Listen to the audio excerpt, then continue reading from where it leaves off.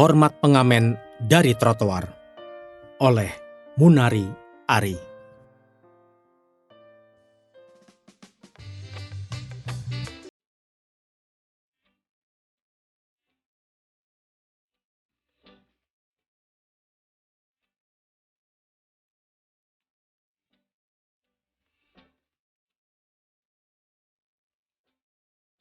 Di pertengahan tahun 80-an, saya hanyalah seorang pengamen yang bersama beberapa kawan seringkali menumpang tidur di depan kamar mayat Rumah Sakit Cipto Mangunkusumo di Jalan Diponegoro, Jakarta Pusat. Kawasan operasi saya mulai dari perempatan bioskop Megaria hingga depan kampus Universitas Indonesia di Salemba. Dan jam kerja saya adalah setiap kali lampu merah menyala dan mobil-mobil serentak berhenti. Ada iringan mobil yang menarik perhatian saya, selalu melintas pada hari Rabu dan Jumat pada jam yang sama. Iringan mobil yang dikawal pasukan pengamanan presiden itu berangkat menuju lapangan golf Rawamangun dan selalu pulang sebelum matahari terbenam. Saya membayangkan penumpangnya, Pak Harto, yang sering saya lihat tersenyum dan berbicara akrab dengan rakyat kecil melalui televisi. Saya sadar bahwa tidaklah mungkin saya memperdengarkan suara saya kepada Pak Harto. Namun, keinginan saya untuk berinteraksi dengan beliau tidaklah surut. Saya yakin beliau tidak akan marah kepada saya. Pada suatu siang, di tengah panas terik tahun 1986, usai waktu sholat Jumat, saya berdua dengan kawan setia saya, Herman Obos. Kami celingukan mengamati keadaan, menanti saat petugas pengamanan tidak berada di dekat kami. Di seberang restoran Sasa, tempat kami sering mengamen, saya dan Obos berbaris tegak rapat sejajar. Begitu iring-iringan mobil presiden melintas dengan cepat di hadapan kami, saya dan Obos yang masing-masing menenteng gitar dan biola, dengan sikap sempurna langsung memberi hormat. Sama sekali tidak ada kata, apalagi nyanyian. Dan upacara dalam tanda petik itu pun selesai dalam 3 hitungan. Persiapannya yang agak lama, yaitu 5 menit harus mengendap-endap agar tidak disuruh menjauh oleh polisi. Jangan dikira mudah memberi hormat seperti itu. Wong penjagaannya ketat sekali.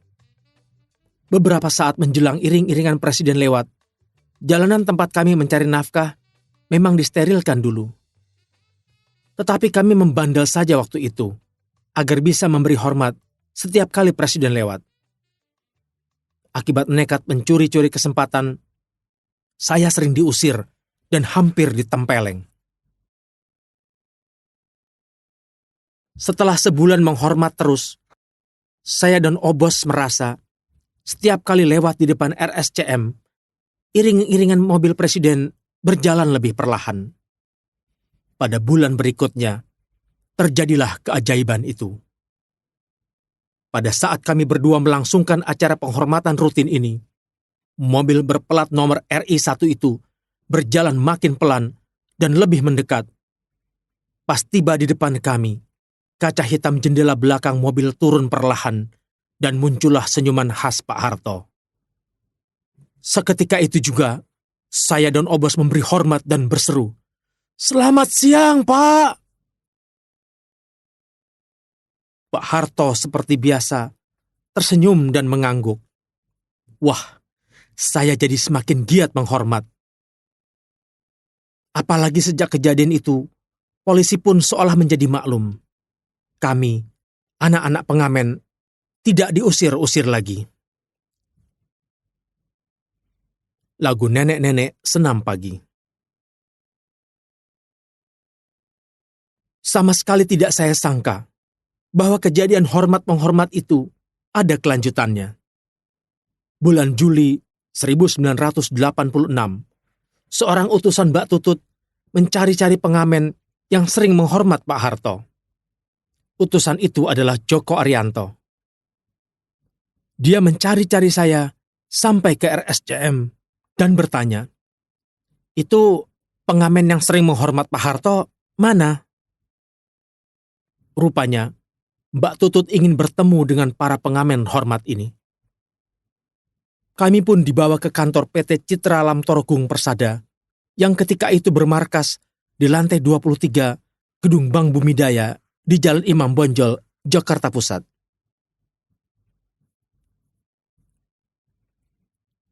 "Ini pengamen yang sering hormat sama Bapak ya?" tanya Mbak Tutut begitu bertemu. Mbak Tutut pun meminta kami menyanyi. Namanya juga anak jalanan. Saya dan Obos tampil apa adanya. Waktu itu, lagu yang kami bawakan adalah lagu tentang nenek-nenek senam pagi yang sedang populer di kalangan pengamen. Pada saat itu pula, sedang digalakkan program pemerintah yang terkenal dengan semboyan mengolahragakan masyarakat dan memasyarakatkan olahraga. Rupanya, Mbak Tutut ingin saya bersama teman-teman pengamen menghibur para tamu dalam acara ulang tahun pernikahan Pak Harto dan Ibu Tin. Karena itu, kami diminta latihan agar lebih profesional. Mbak Tutut juga menyediakan pelatih seni untuk melatih kami. Kami bahkan sempat ditawari untuk masuk dapur rekaman. Hari yang dinantikan itu pun akhirnya tiba. Saya dan kawan-kawan menyanyikan 2 lagu di depan para menteri dan tokoh masyarakat yang hadir ketika itu. Kami juga berdialog langsung dengan Pak Harto, dialog antara pengamen jalanan dengan Presiden. "Kamu namanya siapa?" tanya Pak Harto. "Saya Ari, Pak." "Sekolahnya di mana?" "Saya hanya tamat SMA, Pak." "Setelah ini, kelanjutannya bagaimana?" Terus terang saya ingin maju, Pak. Kalau bisa, jangan ngamen terus-terusan," ujar saya. Akhirnya, Pak Harto berkata agar nanti saya menghubungi Mbak Tutut untuk membicarakan apakah saya akan bekerja atau meneruskan karir musik. Order mengamen juga datang dari Bapak Bustanul Arifin, yang ketika itu adalah Kepala Badan Urusan Logistik. Pekerjaan dari Pak Bustanil waktu itu membuat kami mendapat honor masing-masing 200.000 rupiah. Untuk ukuran zaman itu, sudah sangat lumayan.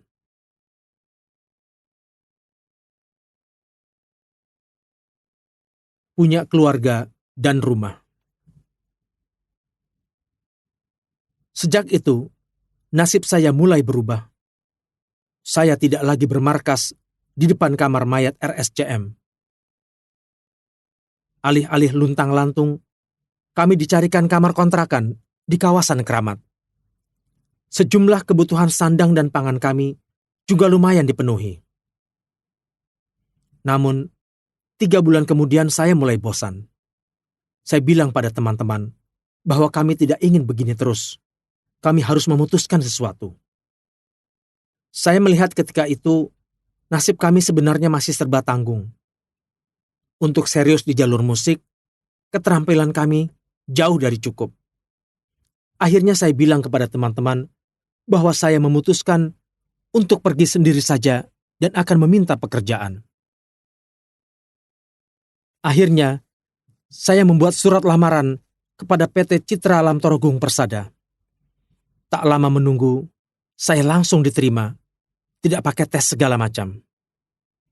Pekerjaan utama saya waktu itu adalah memperlancar beragam program banpres dari Pak Harto, yang sebelumnya membantu Mbak Tutut mendistribusikan mesin pengolahan kopi kepada petani-petani kopi di daerah-daerah.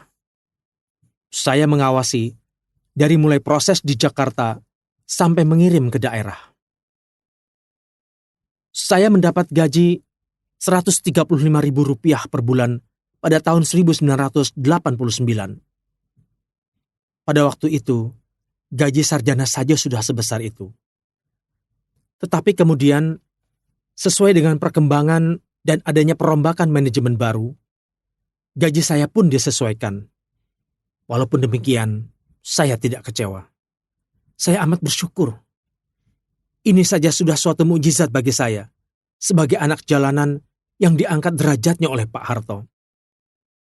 Pada tahun 1990, saya dipindah ke bagian urusan administrasi dan surat menyurat yang membuat saya lebih dekat dengan keluarga Cendana.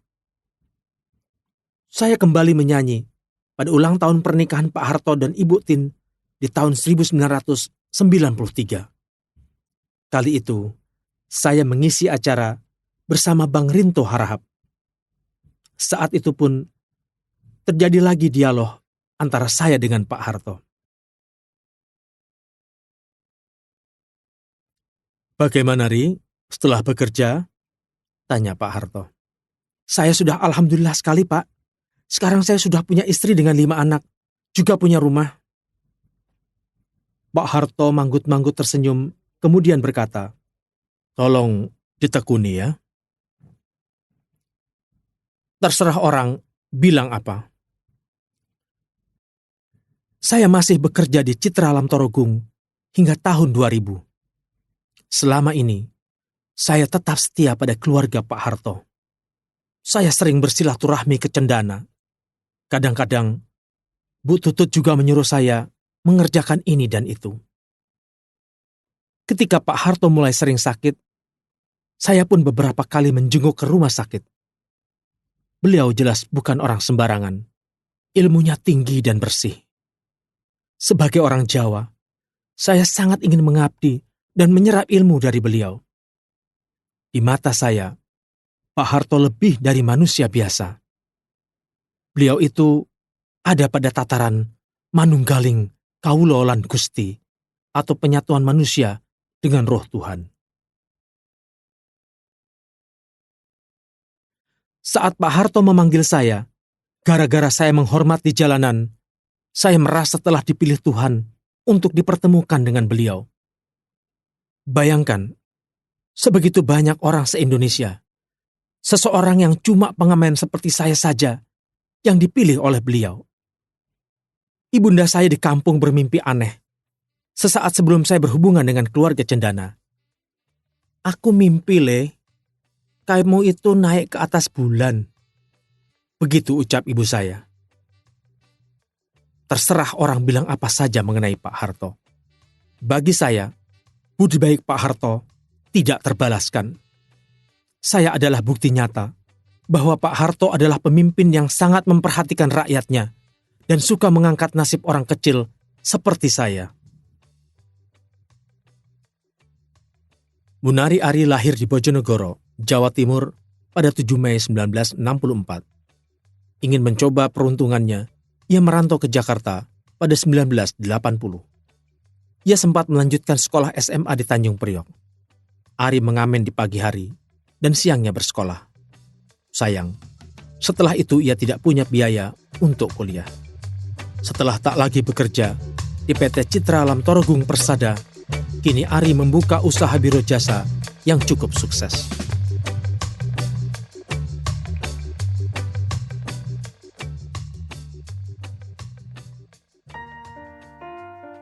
Penghargaan ini untuk petani oleh Syarifuddin Baharsyah.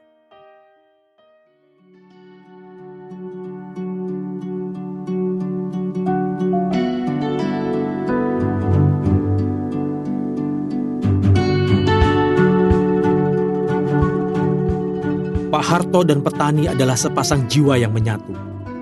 Pertama, Pak Harto memang anak petani. Kedua, di masa kanak-kanaknya, Pak Harto akrab dengan petani. Ketiga, Pak Harto memahami betul bahwa kemiskinan dan kelangkaan pangan yang terjadi di Indonesia pada era 60-an dan 70-an harus diatasi dengan membangun potensi pertanian kita yang memang luar biasa. Itulah sebabnya, setelah dilantik menjadi presiden pada tahun 1968, Pak Harto secara diam-diam mengunjungi para petani di wilayah Jawa Barat dan Jawa Tengah untuk mengetahui secara langsung apa saja yang dibutuhkan oleh para petani. Pertemuan tanpa tatap protokoler tersebut berhasil menyerap kebutuhan petani secara langsung karena informasinya diterima secara langsung pula. Pak Harto pun merumuskan kebijakan pembangunan pertanian dengan melibatkan para insinyur dari Institut Pertanian Bogor atau IPB untuk turun langsung membimbing petani. Di samping itu, pemerintah membangun irigasi, memberi bantuan pupuk dan bibit yang berkualitas. Dari gerakan ini, muncullah program BIMAS. Dampaknya luar biasa. Produksi padi pun meningkat tajam. Sebagai mantan Menteri Pertanian dan Ketua Yayasan Padi Indonesia, saya mengetahui betul bagaimana prestasi Pak Harto di bidang pertanian ini. Bawa petani Indonesia ke organisasi dunia. Kemajuan pertanian yang dibawa oleh Pak Harto tidak cuma itu. Dengan adanya program intensifikasi pertanian, Indonesia yang semula menjadi pengimpor beras terbesar berhasil bersuasembada beras, bahkan menjadi pengekspor beras pada tahun 1985. Indonesia kemudian memperoleh penghargaan dari Food and Agriculture Organization atau FAO karena berhasil membangun pertanian. Penghargaan ini untuk para petani Indonesia karena merekalah yang telah bekerja keras. Begitulah sepenggal pidato Pak Harto yang saya ingat betul pada sidang FAO 1985 di Roma. Presiden Soeharto adalah satu-satunya kepala negara yang mengajak para petani mengikuti sidang tersebut. Sekitar 15 petani dari berbagai daerah dibawa Pak Harto untuk berbicara mengenai pembangunan pertanian di Indonesia. Peristiwa ini sungguh luar biasa, karena petani dilibatkan langsung dalam sidang FAO. Cerita 3 istri. Banyak cara yang biasa dilakukan Pak Harto untuk menggali informasi secara langsung dari masyarakat. Setiap bertemu para petani dan nelayan, biasanya selalu saja ada acara tanya jawab. Sudah jadi kebiasaan kalau pemerintah daerah sebelumnya telah menyiapkan para petani dengan bahan pertanyaan untuk Pak Harto. Tetapi jangan dikira Pak Harto tidak mengetahui hal itu. Seringkali beliau justru bertanya tentang hal-hal yang sederhana untuk mengalihkan petani dari jawaban yang telah disiapkannya.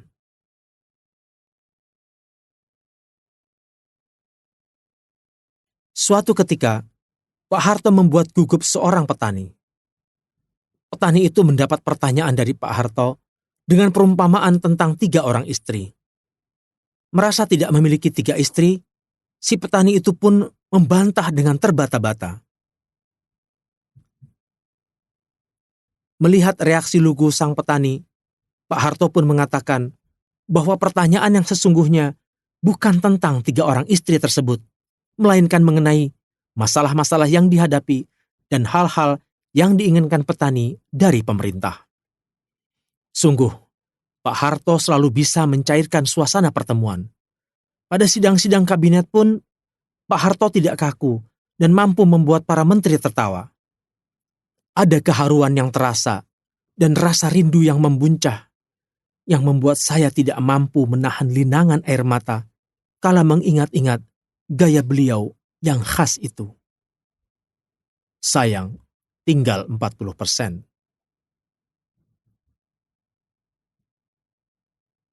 Tak lama setelah Pak Harto dirawat di Rumah Sakit Pusat Pertamina, di bulan Juli 2006, kelompok tani nelayan andalan atau KTNA yang diwakili Insinyur Winarno Thohir asal Indramayu, Jawa Barat, memberikan penghargaan kepada Pak Harto atas jasa-jasa beliau membangun perekonomian berbasis pertanian. Sekitar 500 orang pengurus KTNA ingin bertemu langsung. Namun kesehatan Pak Harto ketika itu tidak memungkinkan beliau dikunjungi banyak orang. Dalam pertemuan singkat tersebut, Pak Harto berpesan agar pembangunan sektor pertanian harus diteruskan, sebab pertanian sangat menunjang perekonomian masyarakat pedesaan. Sayang, kini tinggal 40% saja irigasi yang masih berfungsi dengan baik. Keinginan luhur Pak Harto di pertanian sekarang tidak terlaksana dengan baik. Akankah harapan beliau itu akan terwujud suatu hari nanti? Profesor Dr. Insinyur Syarifuddin Baharsyah lahir di Sindang Laut, Cirebon, 16 Mei 1933. Ia lulus S1 di Fakultas Pertanian Universitas Indonesia, sekarang IPB, tahun 1960 dan langsung diangkat sebagai staf pengajar jurusan Ekonomi Pertanian IPB. Gelar S2 diperolehnya dari University of Kentucky, Lexington, dan mendapat gelar MSc dalam bidang ekonomi pertanian pada tahun 1965. Ia melanjutkan pendidikan di North Carolina State University, Raleigh, dan mendapat gelar PhD dalam bidang ekonomi pertanian pada 1974. Pada tahun 1993-1998, ia menjabat Menteri Pertanian.